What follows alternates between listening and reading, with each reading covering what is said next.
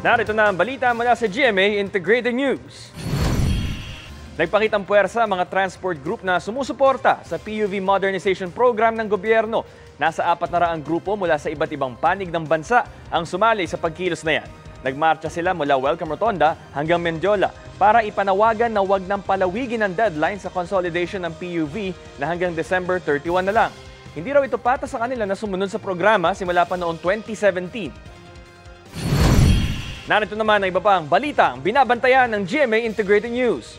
Mutual Defense Treaty hindi pa kailangan gamitin matapos sa mga harassment ng China sa mga barko ng Pilipinas noong weekend ayon kay AFP Chief of Staff General Romeo Browner Jr. Mahigit pisong rollback sa diesel, gasolina at kerosene epektibo ngayong araw.